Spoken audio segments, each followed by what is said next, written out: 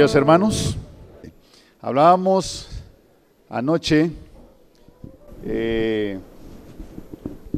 acerca del reino de los cielos. Nos introdujimos con ese marco de referencia, con la intención de mostrar que cuando Cristo Jesús, el Rey de ese reino, vino a esta tierra, nos presentó su empresa salvífica como un negocio, como una empresa. Y tratamos de ilustrar el día de ayer la magnitud de lo que el reino de los cielos ha invertido para lograr el objetivo de su empresa, que es la redención de este planeta.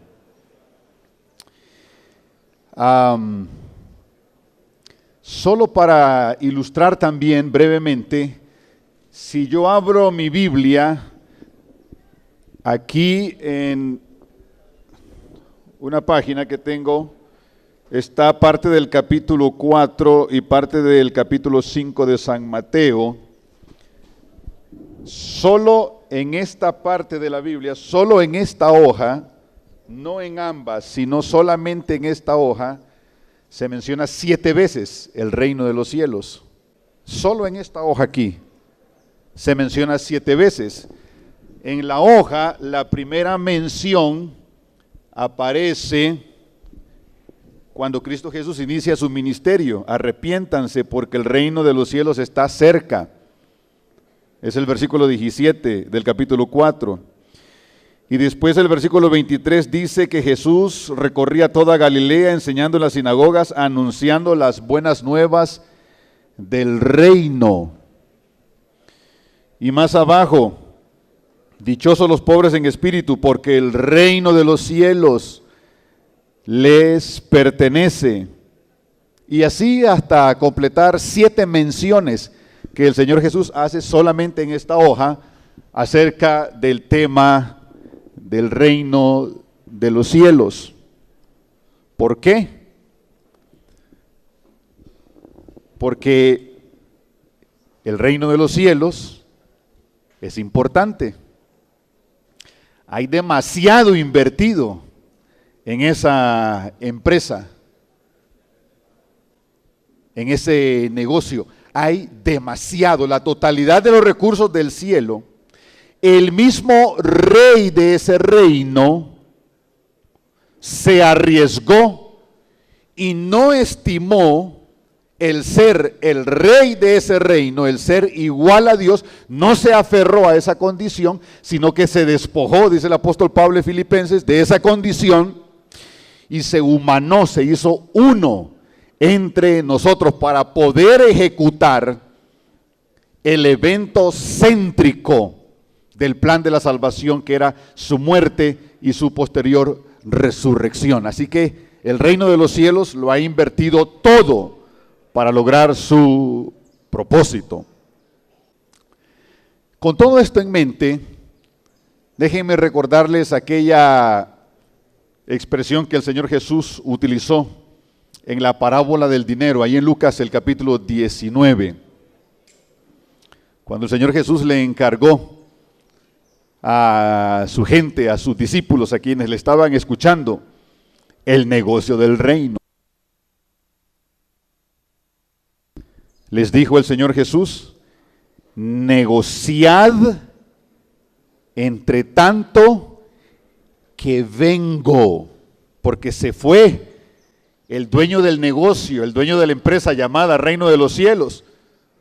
Según la parábola de los talentos o de las monedas de oro, ahí en Mateo 25, se fue por un largo viaje que a estas alturas ya lleva unos 2000 años aproximadamente. Así que, entre tanto que vengo, entonces les encargó su negocio. Aquí les dejo A nosotros, a quienes han alcanzado los fines de los tiempos, que vivimos en este tiempo del fin, en el último capítulo de la historia de la iglesia, en las últimas actividades en el cronograma de Dios que está ejecutando ese plan de la salvación para la recuperación de este planeta a la armonía de todo el reino de los cielos. A nosotros, a quienes han alcanzado los fines de los tiempos, el dueño de ese negocio, antes de irse, nos lo puso en nuestras manos y nos dijo: miren, este es mi negocio.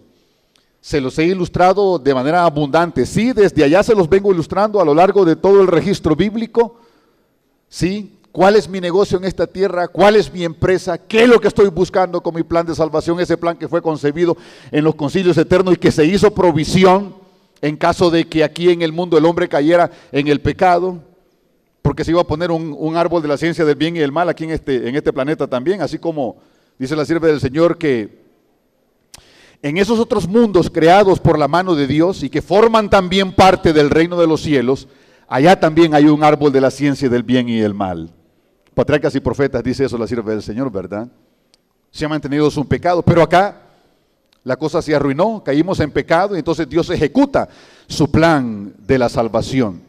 Se fue y al irse entonces nos encargó el negocio. Miren, mi negocio es esto, se los vengo ilustrando abundantemente. En esto es en lo que estoy interesado. En esta empresa he invertido la totalidad de mis recursos. No he escatimado nada, ni aún a mi propio hijo, para lograr mi propósito. ¿Sí? Me voy de viaje, pero aquí les encargo el negocio. Negocien entre tanto que yo regreso. Y como la Biblia se estudia un poquito aquí, un poquito allá y otro poquito por allá, entonces tenemos que remitirnos de Lucas 19 a Mateo 25, a la parábola de los talentos, de las monedas de oro. Porque esa parábola fue contada para ilustrarnos otro aspecto, otra faceta de a qué se parece el reino de los cielos, a qué es semejante el reino de los cielos. Entonces por eso que Jesús se introduce en la parábola diciendo: el reino de los cielos es semejante a un hombre que iba a hacer un viaje largo y entonces antes de irse llamó a sus siervos y a uno le encargó 5,000 monedas de oro, al otro 2,000 monedas y al otro 1,000 monedas de oro.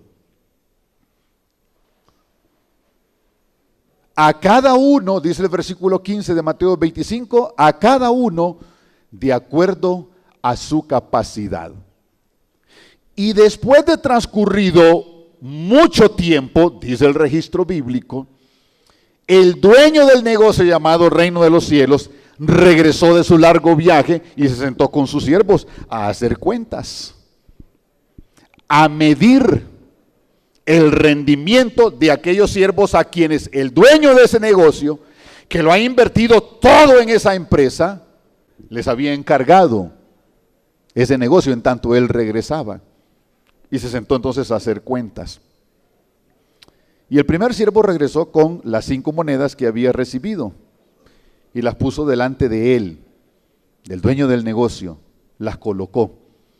Me diste 5,000 monedas, aquí están las 5,000 monedas, y las colocó delante del dueño del negocio. ¿Sí? ¿Y qué creen ustedes? Que el dueño del negocio se aseguró de certificar que realmente estaban ahí las 5,000 monedas, o que solo se lo tomó por fe y dijo: oh, sí, está bien, cómo no, sí, se ve un bulto grande por ahí, es una buena cantidad, seguramente ahí están las 5,000. ¿Cómo hace negocios el Señor? ¿Es específico, al punto, al detalle?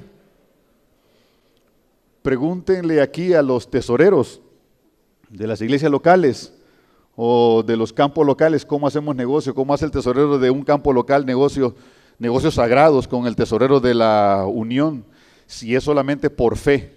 Mira, por ahí te mando, sí, el cheque, ni lo vuelvas a ver, ¿verdad? Deposítalo y pregúntenles. Y son negocios sagrados, o si se hacen esos negocios al centavo. Y cuando algo no cuadra, ¿qué es lo que se hace? Hay que hacer conciliaciones, ¿verdad? Y cuando se hacen las conciliaciones, entonces mira, por acá hay un centavo. Esos tesoreros se aseguran de que eso cuadre al centavo. Son negocios sagrados. Pero cuando se hacen cuentas de los negocios sagrados, las cosas tienen que cuadrar al centavo. Porque la fidelidad que está por detrás es parte vital de los negocios del Señor. Pero noten ahora la escena en la parábola. Aquí están estas 5,000 monedas. Estas son las que me diste. Y entonces, el siervo productivo redirecciona la mirada del dueño del negocio diciéndole, y mire, aquí están estas otras 5,000 monedas. Es como una manera de llamar la atención de su mirada. Verifico que aquí están las 5,000 que te encargué antes de irme de ese largo viaje, por lo cual ahora te estoy llamando para que hagamos cuenta. Aquí están las 5,000. Entonces el siervo productivo le dice, y mire, aquí están otras 5,000. Y le direcciona la mirada, ¿sí? Y entonces el siervo, el dueño del negocio, cuando mira, constata, cuenta, si es cierto, 5,000 más. Se produce en él, en el dueño del negocio, una explosión de regocijo, de gozo, de alegría, de contentamiento, de felicidad, por los resultados extraordinarios, por la alta tasa de retorno, por la rentabilidad, por la ganancia, las utilidades que este siervo productivo, que le tomó la idea, que le cogió la idea, que le entendió la idea al dueño de ese negocio, qué es lo que está invertido en la empresa, y se fue a hacer negocio con todo lo que el dueño del negocio le encargó.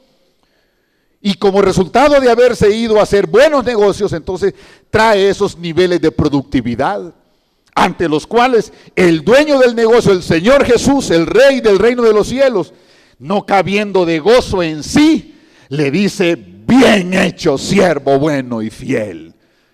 Bien hecho. Sobre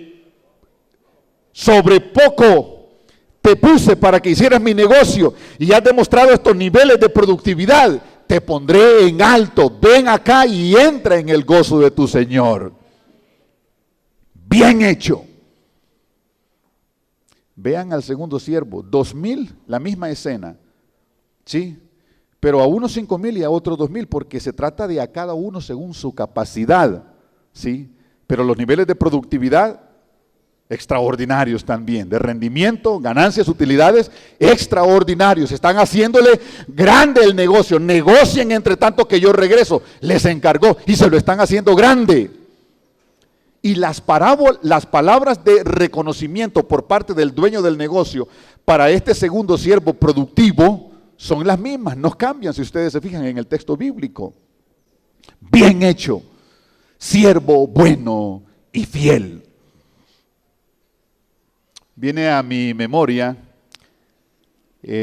uno de esos ejecutivos, grandes ejecutivos, que contratan las organizaciones comerciales en este mundo, organizaciones que existen con la finalidad de hacer lucro, de ganar dinero. Jack Welch fue presidente, el CEO le dicen en inglés, fue el presidente de General Electric durante 20 años, de 1981 al año 2001. Y como resultado de la gestión de Jack Welch al frente de General Electric durante esos 20 años, esa compañía arrojó utilidades, ganancias netas por valor de unos 400,000 millones de dólares.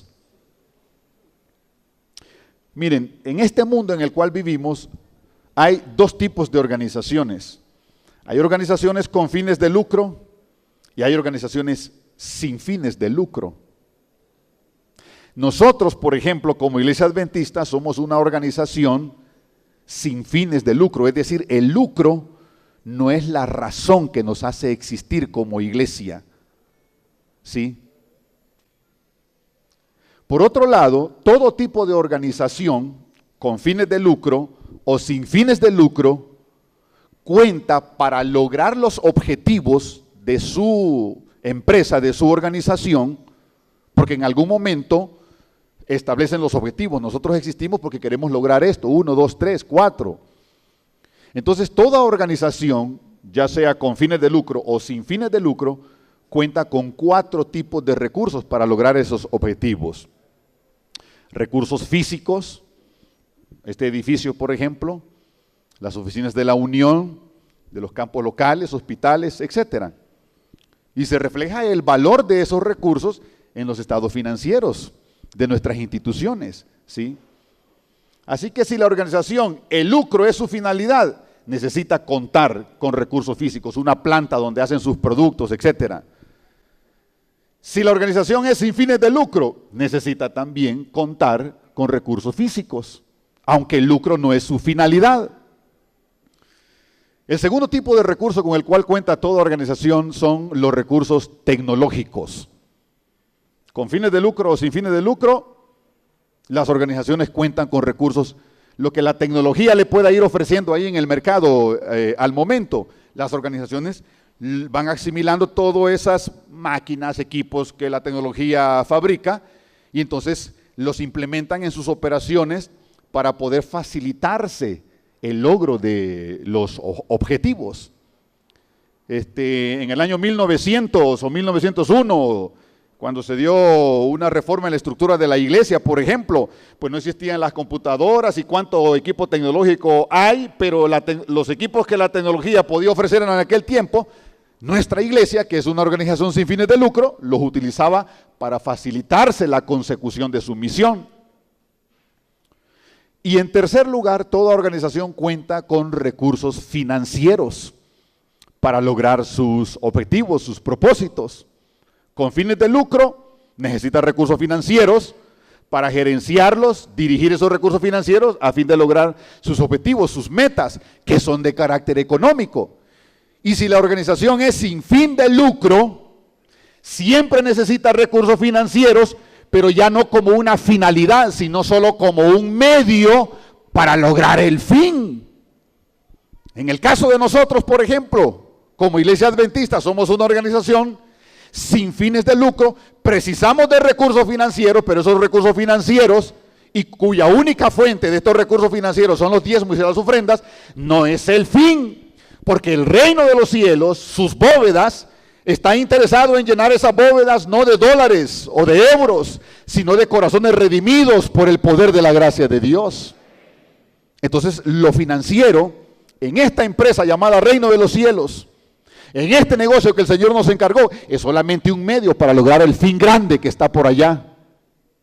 Y en cuarto lugar, el cuarto tipo de recurso con el que cuenta toda organización sin fines de lucro o con fines de lucro, son los recursos humanos.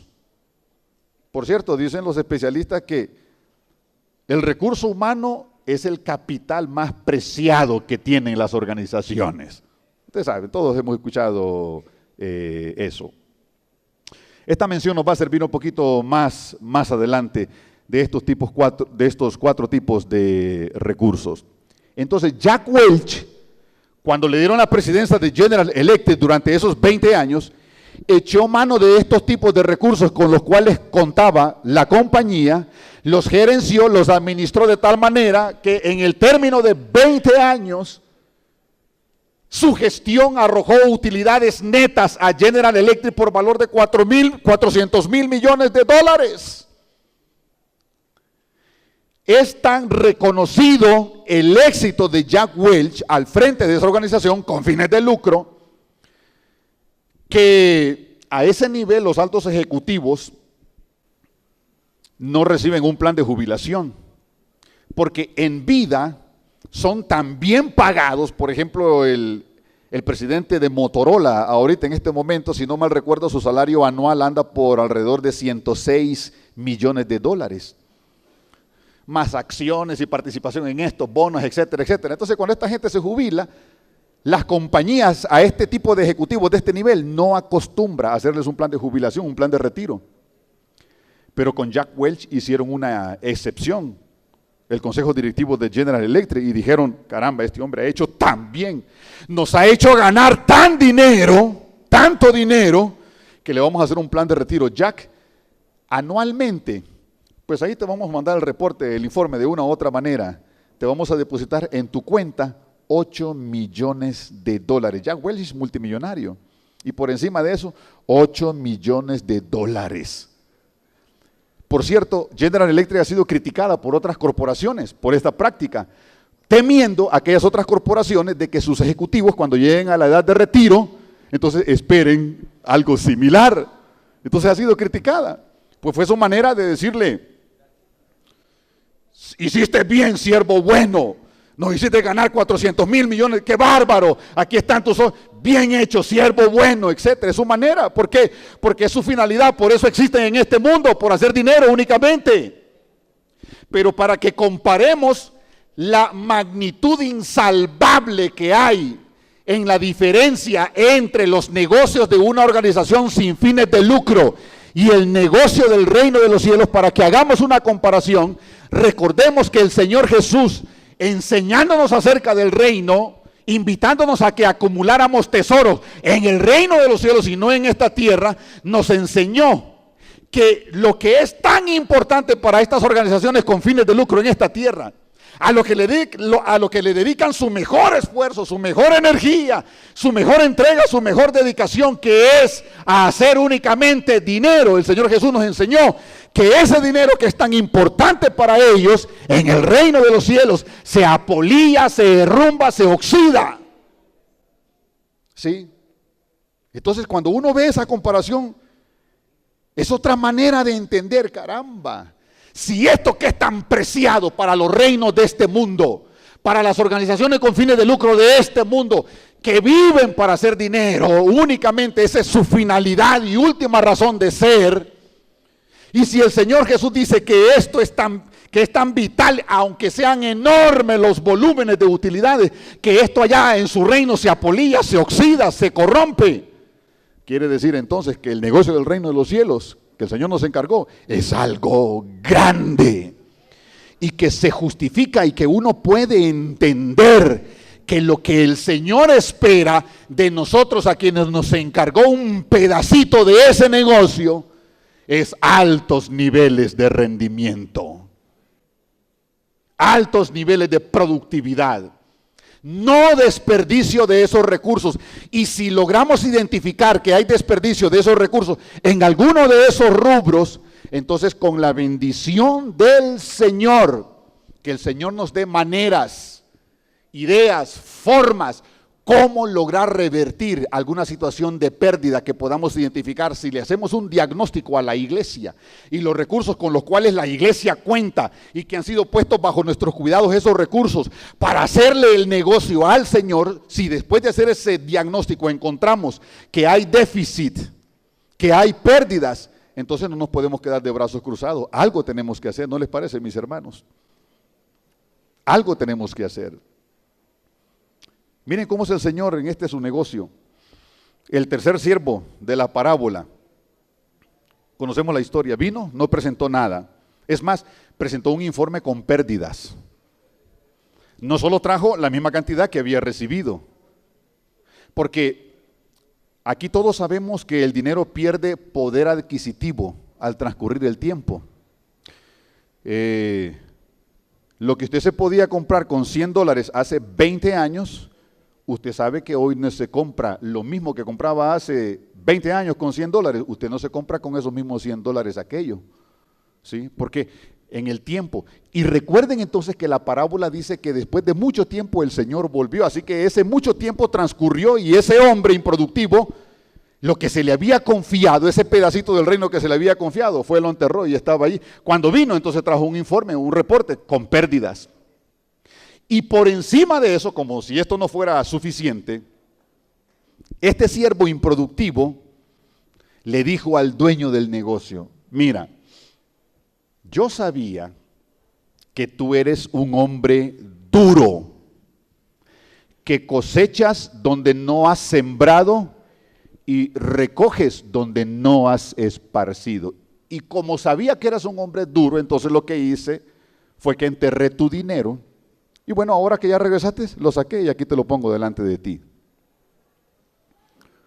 Ahora, ustedes encuentran en el relato de la parábola que el dueño del negocio se puso a discutir con este siervo que le estaba endosando el calificativo de ser duro y diciéndole: pero eres injusto.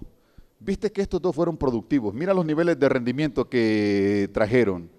Y ahora tú te presentas con un informe con pérdidas y por encima de eso me atacas y me llamas a mí duro. ¿Acaso no viste cómo recompensé con palabras tan extraordinarias a estos siervos productivos? No, el Señor Jesús no hace eso. Sino que si usted lee el relato, todo indica que el Señor Jesús, en lugar de discutir y contradecir las palabras del siervo improductivo, más bien le dice, ajá, y si sabías que cosecho donde no he sembrado y que recojo donde no he esparcido, si sabías que mi negocio es tan grande y es tan importante, que lo manejo de esa manera, si sabías, ¿por qué por lo menos no fuiste y depositaste mi dinero en el banco, que aunque sean los pingües, mezquinos intereses que paga el banco? Porque ustedes saben que el mejor negocio es agarrar el dinero e invertirlo en una empresa, qué sé yo, y hacerlo multiplicar, no meterlo en el banco. Pero el Señor Jesús le está diciendo, por lo menos eso hubieras hecho, lo hubieras metido en el banco y los intereses que te paga un banco, al menos eso hubieses traído, ¿sí? Pero ni siquiera eso hiciste. ¿Y cuáles son las palabras? Miren, échenlo afuera. Allá se da el lloro y el crujir de dientes. Hay una expresión en el mundo de los negocios que al mencionarla ustedes la van a evocar fácilmente. Negocios son negocios. ¿Sí? Se conoce la expresión, negocios son negocios. A veces dice la hermana Juárez ahí en Patriarcas y Profetas que nosotros pensamos que como Dios es misericordioso y Dios es todo gracia, todo amor, todo misericordia, que Él se puede permitir pasar por alto algunos requerimientos, algunas expectativas que Él tiene en relación con nuestra productividad. Y dice la sierva del Señor, error, craso. No es cierto. Negocios son negocios. Con todo esto en mente, déjenme mostrarle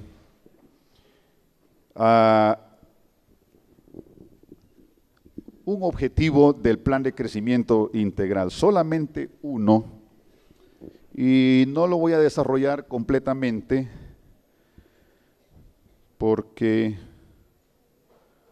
no creo que haya tiempo para eso. ¿No avanza? Ahí está. Ok, voy a pasarme eso. Hay una parte que tiene que ver, el plan de crecimiento integral, recuerden, este solamente es por cierto, déjenme rapidito, como se llama plan de crecimiento integral esta iniciativa de crecimiento, miren lo que dice Proverbios 21:5, ¿lo ven ahí? Los planes bien pensados. ¿Cuál es el resultado de los planes bien trabajados? ¿Y cuál es el resultado de los planes apresurados? No marca esto allá, ¿verdad? ¿Cuál es el resultado, mis hermanos? Ganancias, aquí son ganancias, utilidades, rendimiento, y aquí es fracaso, pérdidas. Y miren esta otra cita de la sierva del Señor. Es esencial trabajar con orden, siguiendo un plan, gracias, bien organizado y un objetivo bien definido.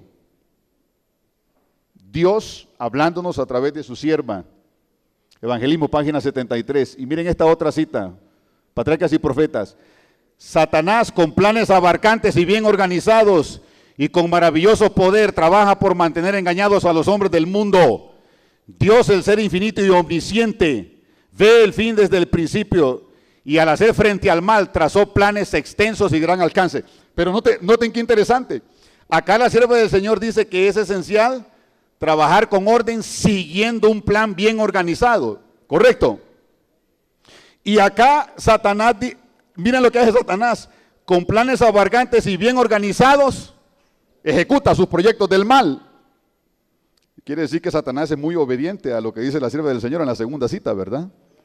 Sí, como que estudió Patriarcas y Profetas Satanás. Pero ahora noten acá Satanás cómo planifica. ¿Cómo planifica?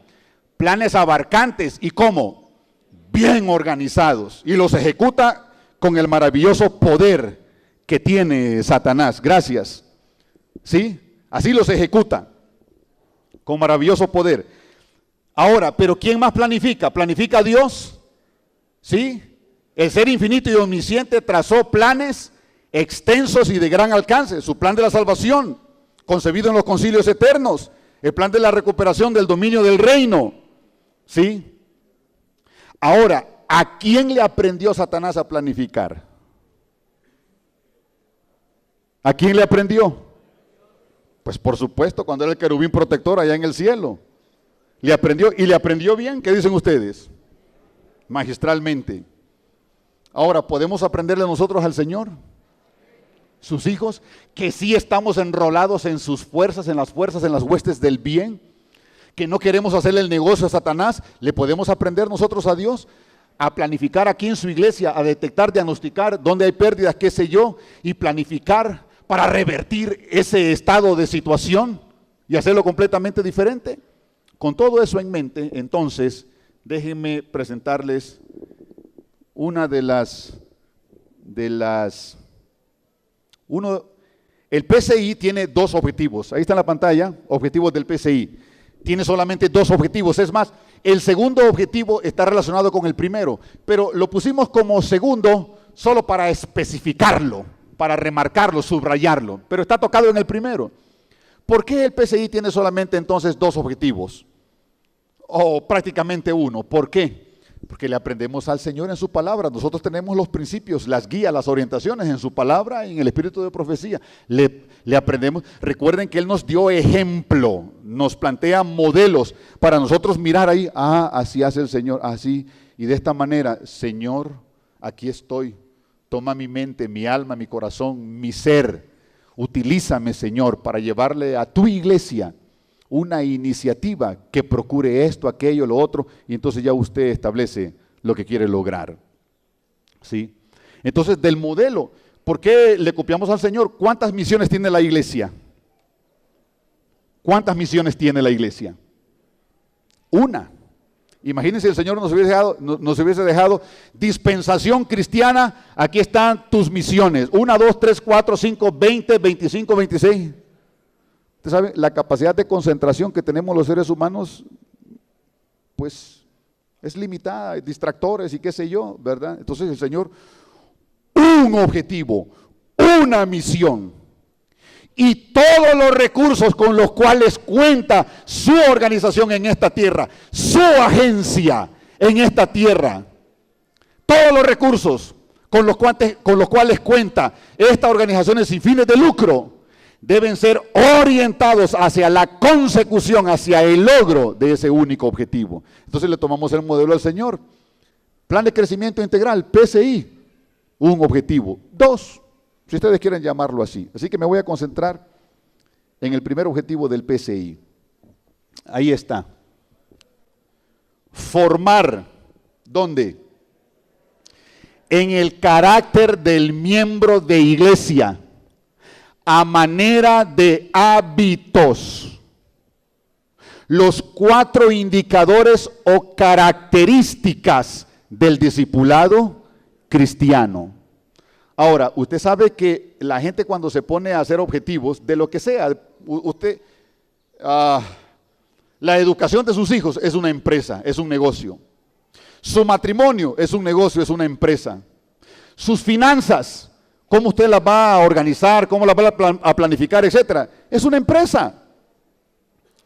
Su desarrollo profesional, su vida académica, su vida espiritual, usted la planifica, es una empresa. ¿Sí?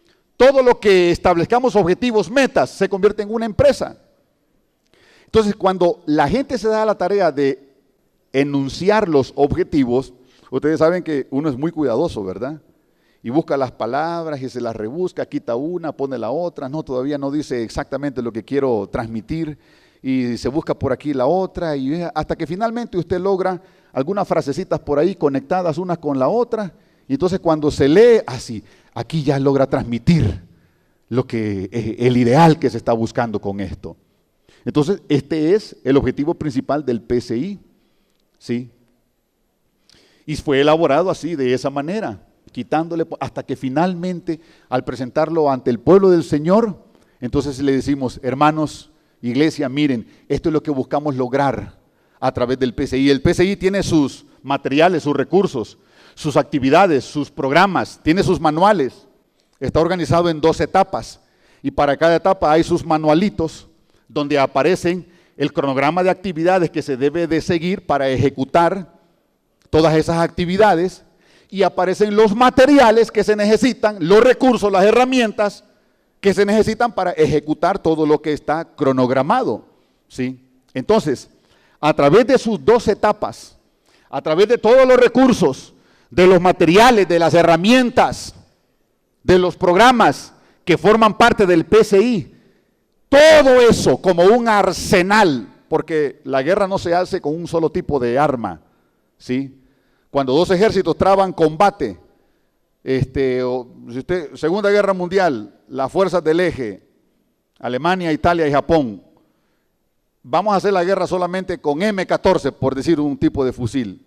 Y entonces por acá están Estados Unidos, Canadá y todos los demás países aliados, y nosotros vamos a hacer la guerra con el M16. Y ahí van el montón de hombres, los millones de hombres, todos armados con ese tipo de armamento. No se hace así la guerra. Se hace con un arsenal y un ejército está organizado en marina, fuerza aérea, y ejército, infantería, y hay subdivisiones dentro de esas divisiones, y cada subdivisión tiene sus cuerpos especiales y sus diferentes tipos de armamento, todo con el propósito de lograr el mismo objetivo, ganar la guerra. Entonces, si ubicamos todo esto en el contexto del conflicto cósmico, y que el cristiano debe de vestirse de toda la armadura que el apóstol Pablo describe en Efesios el capítulo 6, para hacerle frente a una potencia contra la cual luchamos, que no es carne ni es sangre, sino que con maravilloso poder ejecuta sus planes abarcantes para lograr sus fines. Entonces tenemos que hacer la guerra con todo un arsenal, ¿sí? Para ir logrando ese objetivo. Entonces le aplicamos ese principio a este objetivo del plan de crecimiento integral. Formar en el carácter cristiano del miembro de iglesia a manera de hábitos los 4 indicadores o características principales del discipulado cristiano. Forjar, construir, desarrollar en el carácter. ¿Por qué en el carácter? Porque la sierva del Señor dice que es lo único que nos llevaremos al cielo. Cuando Él venga después de ese largo viaje a consumar el establecimiento del reino, seremos transformados ahí en un abrir y cerrar de ojos para recuperar la imagen y semejanza que Dios puso en nosotros cuando nos creó allá y que el pecado nos despojó de esa imagen y semejanza. Bueno, ahí nos es de vuelta. La eternidad que perdimos, ahí es de vuelta. La santidad, el pecado nos despojó de la santidad, aquí nos es de vuelta. Pero el carácter no es transformado en ese momento cuando Cristo Jesús viene, ¿sí? No es desarrollado en ese momento, sino que el carácter ha venido siendo desarrollado a lo largo del tiempo, desde que nacimos de nuevo en el reino de los cielos, ¿sí? Desde entonces el carácter viene siendo desarrollado. Y en ese momento, cuando Cristo Jesús viene, se manifiesta con su reino, en ese momento ese carácter desarrollado se convierte en el pasaporte de entrada para tener un lugar en el reino de los cielos. Entonces, por eso es que decimos de esa manera, tratando de explicar ese objetivo, formar en el carácter cristiano del miembro de iglesia, en su carácter, a manera de hábitos, los 4 indicadores o características del discipulado cristiano. El material ustedes lo tienen ahí en sus folletos que ya fue entregado. Yo lo voy a poner aquí únicamente, rapidito, y con esto voy a concluir. ¿Ustedes creen que la oración es un indicador de discipulado cristiano? ¿Sí? Los discípulos del Señor Jesús oran, se distinguen, se caracterizan por eso los discípulos del Señor Jesús. ¿Qué dicen ustedes? Déjenme poner el segundo. El estudio de la Biblia. Los que se llaman discípulos del Señor Jesús, los que nacen de nuevo en el reino de Dios, ¿se caracterizan por ser estudiantes de la Biblia, la palabra de Dios? ¿Qué dicen ustedes? Muy bien. Ahora le voy a hacer la siguiente pregunta. Aquí estamos hablando de recursos espirituales. ¿Notan? El cielo los ha provisto, esos recursos espirituales, a su iglesia. Ahora, pero el cielo ha provisto de manera limitada esos recursos, ¿es cierto? ¿Sí? El poder de la oración, sí, limitado. Sí, no te voy a dar este tipo de recurso espiritual, no te lo voy a dar, iglesia, de manera hiper sobreabundante, sino que va a ser con unas limitantes. ¿Es correcto eso? Por la palabra de Dios fueron creados los cielos y la tierra, así que la palabra de Dios es todopoderosa. De la nada Dios habló y las cosas vinieron a la existencia. Pero entonces este recurso espiritual, iglesia, te lo voy a dar de manera limitada, no te lo voy a dar al 100%. ¿Así obró el Señor? ¿Así proveyó este recurso? ¿Cómo ha sido provisto este recurso? La oración, el estudio de la Biblia. Abundantemente, mucha oración, mucho poder, estudio diario de la palabra de Dios, poder transformador que obra en el carácter del miembro de iglesia. Pero entonces ahora imaginen lo siguiente. Piensen en una iglesia de 100 miembros. Vamos a imaginar una iglesia de 100 miembros aquí en este momento. Una iglesia de 100 miembros. De esos 100 miembros, de los 100,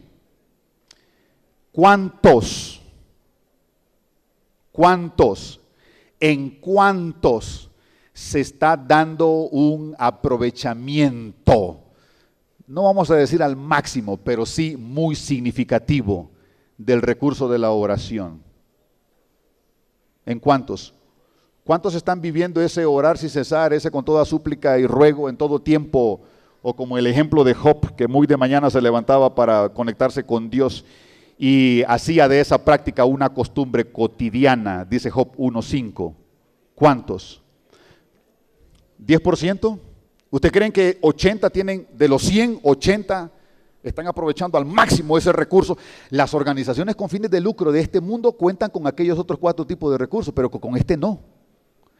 Con este tipo de recursos cuenta este pueblo, esta iglesia, este remanente, a quienes el Señor les ha encargado su negocio en este tiempo del fin. De los 100, 80 viven esa experiencia, esa vida de oración rica, intensa con el Señor. 10% me dice acá el pastor. 60, 40. Ahora, ¿qué me dicen del estudio de la Biblia? Poderosa, porque va transformando. Ningún otro libro, ni todos los demás libros juntos pueden impartir poder a la mente como lo imparte el esfuerzo hecho por abarcar las estupendas verdades de la revelación, dice la sierva del Señor en el libro de la Educación, página 120. Mayor aún es el poder de la Biblia para desarrollar la naturaleza espiritual.